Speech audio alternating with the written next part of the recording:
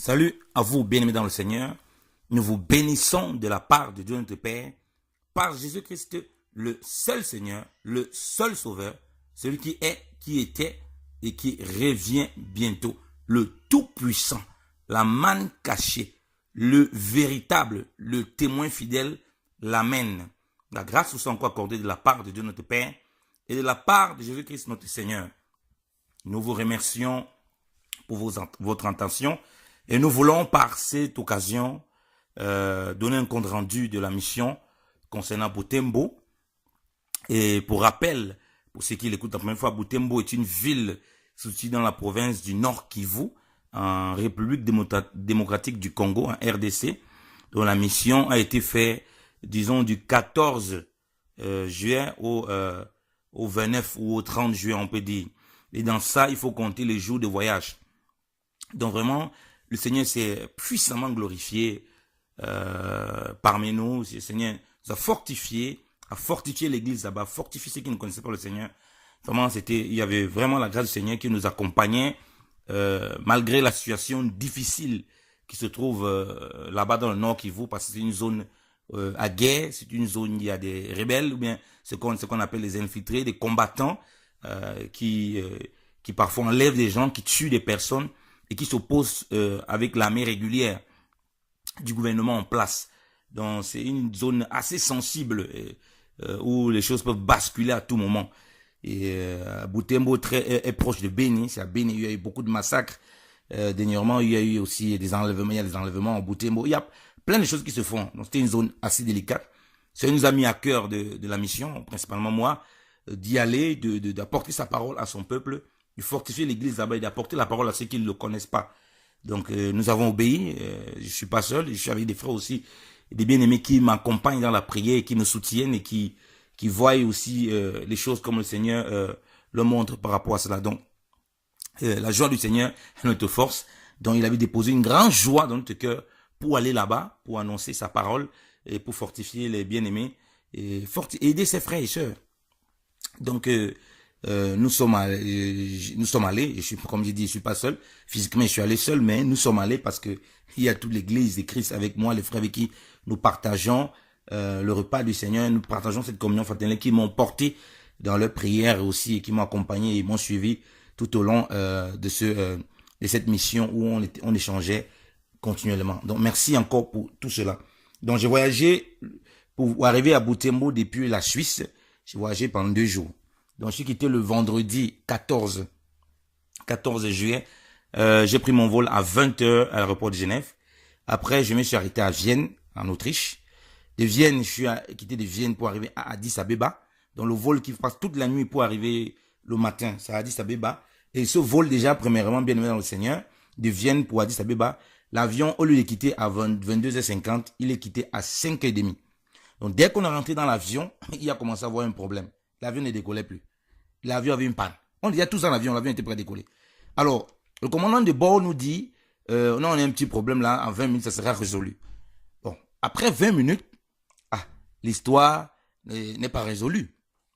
Après 20 minutes, l'histoire n'est pas résolue.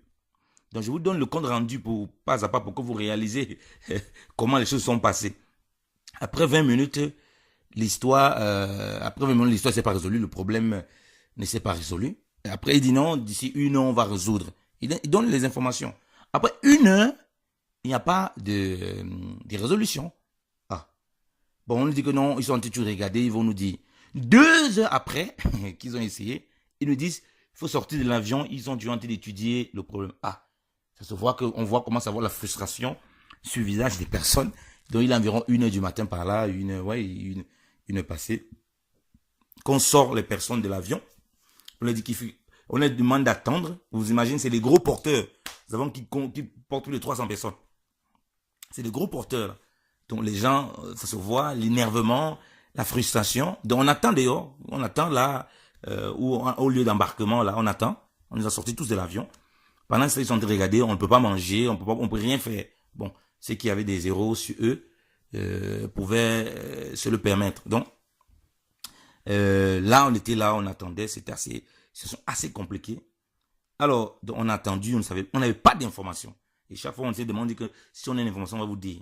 Finalement, on nous dit que, ok, comme vous avez faim, rentrez vers 3 heures. Donc, on a attendu encore 2 heures, 3 heures, 3 heures et demie, comme ça. Oui, on nous demande de rentrer, qu'on va nous donner à manger. Et puis après, on va ressortir. Donc, on va utiliser l'avion comme un restaurant.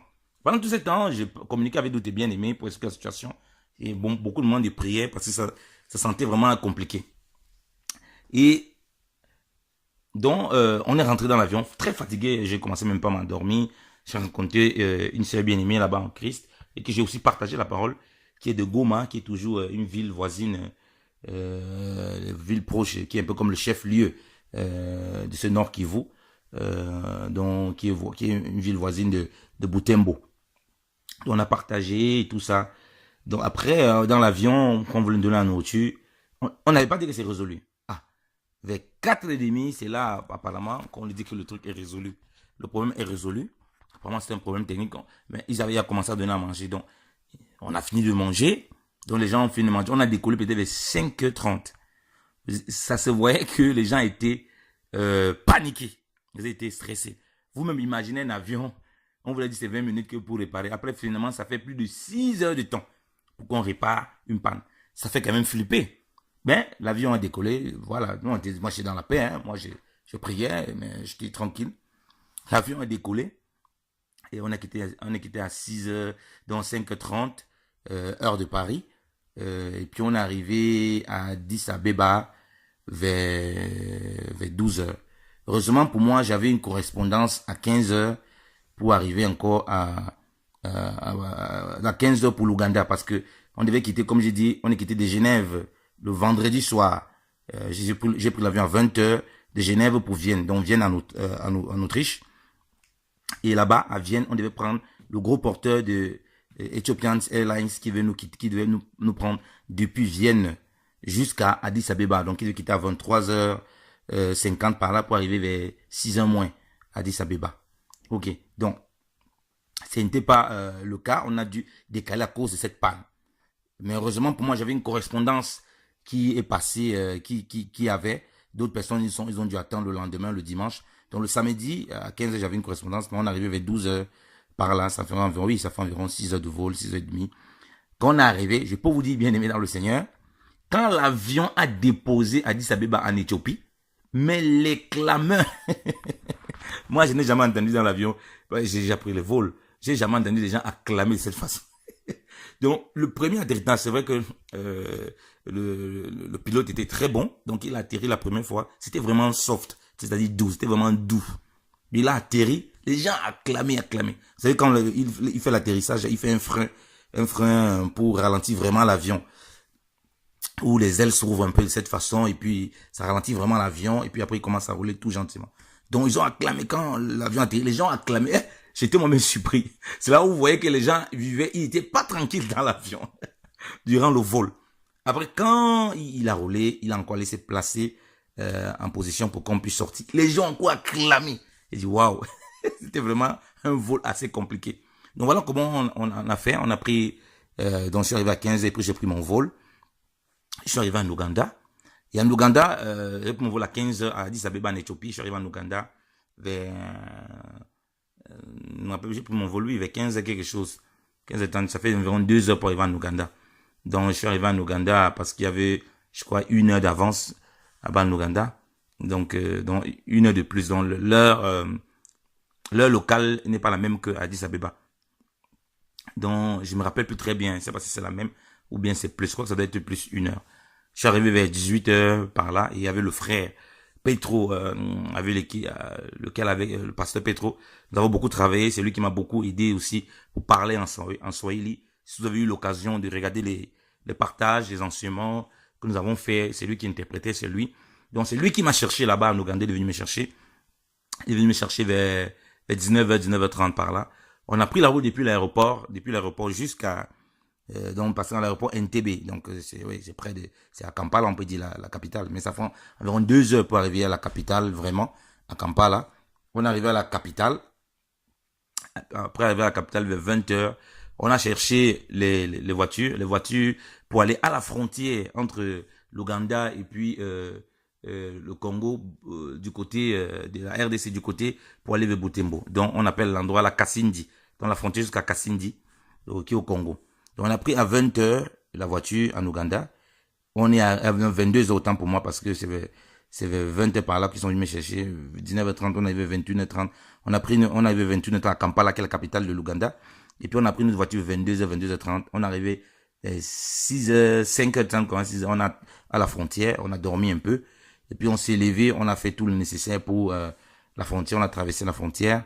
Et quand on traverse la frontière maintenant, il faut prendre maintenant une voiture encore. Il fait 2 heures de temps. Cette voiture fait des temps et il n'y a pas de goudron. C'est dans des montagnes, dans des routes vraiment vertigineuses. Donc vous voyez comment la route serpente comme ça. Il n'y a presque pas de route, il y a des ravins où les voitures, vous voyez même les voitures qui sont tombées, tout ça. Donc c'est assez délicat pour arriver là-bas. Donc on est enroulé, on est arrivé finalement le dimanche, donc on discutait vendredi. On arrive finalement le dimanche à 12 h par là. Et c'est là où on a fait la vidéo. Il y a les frères qui nous attendaient, qui avaient bien pensé faire une vidéo pour garder cet accueil en image. Donc voilà comment on est arrivé. Et puis, on avait un programme, ils avaient un programme déjà qu'on avait essayé d'élaborer. Passer à la radio, c'était de lundi à vendredi de 11 h à 12 h. On a fait un peu plus. Et par la grâce de Dieu, ceux qui ont la radio nous ont fait un prix réduit complètement. Le Seigneur vraiment s'est manifesté. Il nous a aidé aussi par cela, parce que 30 minutes pour passer à cette radio, 30 minutes pour passer à cette radio, c'est $40. Mais ils nous ont donné 1 heure chaque jour pendant les 2 semaines, et ils nous ont donné ça à $60. Vous imaginez? C'est vraiment la grâce du Seigneur qui a préparé. Ils ont dit, c'est leur contribution pour l'œuvre de Dieu. C'était juste merveilleux. Donc, on prêchait de lundi à vendredi à la radio, notamment le lundi matin, donc le matin de 11 h à 12 h. Et les mardis, les frères ont déjà une émission là-bas, l'Église de Christ et les frères avec qui nous partageons. C'est une émission qu'on appelle la lumière de la parole. On a juste prolongé ça ces jours de 11 h à 12 h. Et puis aussi le dimanche, très tôt le matin, à 7 h. Donc c'était un peu comme ça pour la radio. Après, il y avait des réunions qu'on faisait quotidiennement avec les frères le soir et des frères qui venaient en particulier pour qu'on partage. Certains enregistrements sont faits, c'était vraiment pour des personnes en particulier qui posaient des questions, un peu parfois d'autres personnels. Parfois ça rejoignait, c'est pourquoi on ne peut pas mettre ça en ligne. Et puis on a mis ça de côté. Donc il y avait aussi un programme de visiter les prisonniers, de les apporter à manger, parce qu'il paraît qu'en prison, les gens ont vraiment faim, ils n'ont pas de quoi, ils sont un peu délaissés, ils n'ont même pas d'habits, vraiment ils sont dans des conditions lamentables. Et les lépreux, il y a aussi des orphelins, une maman qui s'occupe de 15 orphelins qui n'ont rien, qui sont dépourvus. Bien aimé, sachez que Butembo, il n'y a pas d'électricité.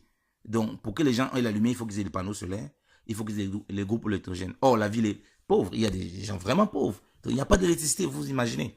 Donc, ce n'est pas du tout facile. Là-bas, on ne voyage pas la nuit parce qu'il n'y a pas d'électricité. Comme ça, tu peux te faire, surtout que c'est une zone délicate, tu peux te faire agresser facilement et te faire tuer facilement. Donc, on a partagé la parole partout. Les gens étaient beaucoup touchés. On était invités par d'autres ministères, comme le ministère du Full Gospel, parce que des enseignements déjà que j'ai avaient été partagés à certaines personnes qui avaient été beaucoup touchées, d'où l'aumônerie protestante. Beaucoup de petits groupes de frères avec qui nous avons partagé la parole. Vraiment, l'évangile s'est répandu puissamment. Beaucoup de gens avaient été touchés, délivrés, guéris, restaurés pleinement en Jésus-Christ dans leur marche. Tant les chrétiens ici qu'ils ne connaissaient pas le Seigneur, c'était vraiment... le Seigneur vraiment nous a vraiment fortifiés et conduits durant ces moments. Nous avons aussi fait une évaluation en plein air. Et rappelons-nous que une semaine avant que j'arrive, il y a 2 jours à Butembo, ils n'ont pas pu sortir parce qu'il y avait des coups de feu. Donc les gens restaient chez eux, il y avait des coups de feu. Vous comprenez un peu que la situation est délicate là-bas. Et le jour où on devait aller prêcher dans la rue, parce que pour prêcher dans la rue, il faut une autorisation écrite du gouvernement. Donc il faut aller à la mairie pour demander cela. Parce qu'on ne pouvait pas faire des choses comme ça, parce qu'il y a non seulement des arnaqueurs, il y a des gens qui volaient, qui venaient, qui prenaient de l'argent aux personnes. Et en plus, il y a la situation précaire avec ces soldats, ces guerriers, ce qu'on appelle les rebelles ou bien les infiltrés là-bas, qui s'opposent au pouvoir, qui peuvent débarquer. Donc, vous avez besoin d'autorisation. Donc, une semaine après qu'on soit là, on avait notre autorisation, on devait prêcher de 10 à 15 heures. Mais cette nuit-là, il y a eu une alerte, qu'il y a eu des infiltrés dans la ville. On nous a annulé notre prédication plein air, mais nous avons encore négocié. Et le Seigneur a permis qu'on puisse avoir 1 heure. C'est 1 heure qu'on a filmé aussi. Ils avaient dit qu'on ne peut pas filmer, mais on a pu filmer. On a pu partager l'évangile avec les personnes dans la rue. Ensuite, voilà, partager, comme on vous a dit, avec les prisonniers. C'était là où c'était vraiment le sommet de ce qu'on avait à faire. Donc les prisonniers, on les a apportés à manger, on les a apporté des haricots. Vous imaginez, les gens ont tellement faim que ce qu'on a apporté, 100 kilos de riz, 100 kilos d'haricots, 100 kilos de maïs, ça n'a même pas fait 2 jours. En 2 jours, c'était fini. Vous imaginez à quel point, oh, parce qu'ils sont combien? Ils sont 429 prisonniers, donc 421 hommes et 8 femmes. C'est tout vers les hommes qu'on allait, parce que les femmes, on voyait qu'elles étaient à l'aise. Donc, c'était vraiment une situation pénible. Vous voyez des gens, vous voyez la gale sur eux, ils ont un seul habit, bien aimé dans le Seigneur. Donc, on a prêché l'évangile là-bas, vraiment avec la grâce du Seigneur, et plus ils ont été touchés puissamment par la parole du Seigneur. Ils sont levés, ils sont engagés pour se baptiser au nom de Jésus-Christ. Donc, puis on a baptisé environ 69, 70 prisonniers, hormis des frères et ceux qu'on a baptisés aussi, qui ont été touchés par la parole et qui voulaient vraiment s'engager avec le Seigneur. Donc, c'était vraiment incroyable. Et quand on était en prison, on s'est rendu compte vraiment des paroles du Seigneur qui nous dit de nous souvenir des prisonniers comme si on était en prison avec eux. C'était vraiment fort. J'ai réalisé à quel point vraiment il faut se souvenir des prisonniers. À quel point le Seigneur dit j'étais en prison, vous m'avez point visité. C'est quand il parle des brebis et des boucs, ça devient encore plus concret. Et dans cette prison, ils ont leur église, la prison centrale de Butembo, s'appelle la prison centrale de Kakwangura. Donc, ils ont là-bas des prisonniers qui sont des serviteurs de Dieu. Donc, voilà, et des frères qui ont des cantiques merveilleux, même des chorales. C'était juste beau. Vous voyez comment les gens ont faim. Vous voyez dans le visage, 5 jours n'a pas mangé. Donc, comment son corps se dessine. Vous voyez, la souffrance, frère. C'était très difficile. Donc, on les a apporté la parole et on essaie de les soutenir toujours. Et on a aussi besoin de vous pour ce soutien, pour ces bien-aimés. Parce que vous avez aussi prié, vous avez aussi apporté votre contribution spirituelle, aussi matérielle. On a besoin de ces contributions matérielles aussi parce qu'ils n'ont même pas de brosse à dents. Donc, il y a les brosses à dents qu'il faut pour eux, des vêtements. Parce que quand on a baptisé des personnes, il y a d'autres qui ne sont pas baptisés parce qu'ils n'avaient pas ils disaient qu'ils n'avaient pas l'habit de rechange. Donc, moi, je crois aussi que le Seigneur a voulu que ça se passe parce que peut-être leur foi n'était pas si ferme. Parce que le jour où on a porté la parole et que on a parlé du Seigneur, parce que tout le monde avait levé la main qui veut connaître Jésus-Christ, qui avait été touché par la parole. Il a demandé qu'est-ce qu'on doit faire pour connaître Jésus-Christ. On l'a dit, voilà, repentez vos 2 péchés, que vous soyez baptisés au nom de Jésus-Christ pour recevoir la rémission de vos péchés, vous recevez le don du Saint-Esprit. Donc on les a parlé selon la grâce du Seigneur. Et puis, voilà, donc c'était vraiment merveilleux. Donc on a dû créer une forme de baptistère parce qu'ils ne pouvaient pas sortir de la prison. J'étais une bâche avec des planches, on avait un menuisier là, fabriquer quelque chose. Ils sont arrangés à bien, ces prisonniers vraiment étaient tellement accueillants, ils ont arrangé bien la chose. Et voilà, et puis voilà, c'est comme ça que le Seigneur a permis qu'on puisse les baptiser. On a donné les habits qu'on avait, environ à 45 personnes, d'autres n'avaient pas des habits dans le reste. Donc, et puis les frères sont débrouillés à trouver un peu les habits à gauche, à droite. Donc il y a vraiment des besoins, il y a besoin des nattes pour dormir, il y a besoin des médicaments, hein, les antibiotiques comme pénive, téramycine, amoxicilline, ampicilline, aussi surtout de la nourriture parce qu'ils ont faim. Vous voyez, l'État ne fait pas grand-chose. Or, rappelons-nous que le Seigneur a dit que de se souvenir des prisonniers comme si on était en prison avec eux. Frère, ça fait mal. Lorsque l'Église, aujourd'hui, on fait beaucoup d'appels de fonds pour construire des studios. On va construire des studios, faisons l'appel. Frère, les choses concrètes où l'Église, le peuple même, on doit visiter. Non, on a des années-lumière de ça. Montrez-moi où est-ce que vous voyez les frères, depuis que vous voyez les vidéos que les gens font là, qui pour construire des beaux studios et puis dit non, c'est la gloire du Seigneur, Seigneur veut qu'on habite dedans, alors qu'il veut d'abord habiter dans les cœurs. Montrez-moi un seul moment où les gens ont fait les appels, le font de la même façon pour aider des orphelins, pour aider des pauvres, jamais. Mais quand c'est pour construire des bâtiments, soit des studios, des chaînes de télévision, les gens demandent des sommes astronomiques et là vous donnez. Mais si c'est pour des pierres vivantes, quand on dit que l'église est des pierres vivantes, parce que ces gens-là, c'est des chrétiens qui sont là, même s'ils sont en prison, c'est des enfants de Dieu. Il y a beaucoup, Paul lui-même était en prison. Jésus-Christ n'a pas fait la prison. Il a fait la prison pour nous, non pour que nous soyons sauvés. Parce que nous sommes Barabbas qui est sorti de la prison pour que Jésus prenne notre place. Il dit de se souvenir des prisonniers. Donc, frère, moi je vous interpelle encore. Parce que ce serait très grave. Regardez dans Matthieu 25, le Seigneur parle de la mission. J'avais faim, moi il donne à manger. Donc, il a vu que c'est les pierres vivantes d'abord. Moi je dis c'est tout le contraire. Même ceux qui disent qu'ils sont des sacerdotes royales, on voit qu'ils font toujours des appels de dessous. C'est uniquement pour des briques mortes. C'est ce qui est terrible. C'est uniquement pour des tas de choses. Ça peut être des instruments que Dieu utilise, mais ce n'est pas d'abord ça. Ce n'est pas d'abord les pierres vivantes. Il faut d'abord des pierres vivantes, donc des humains. Premièrement, pas l'inverse. Donc, voilà, nous demandons aussi votre soutien. Donc, ils ont besoin des nattes, de la nourriture, surtout de la nourriture, concernant pour aussi être fortifiés, des vêtements et des brosses à dents, parce que beaucoup ne se brossent pas les dents. Donc, ils sont vraiment là, ils souffrent, bien aimés. Ils ont besoin de notre soutien. Aussi, ces orphelins, les orphelins, ils n'ont même pas, ils utilisent même avec des lampes.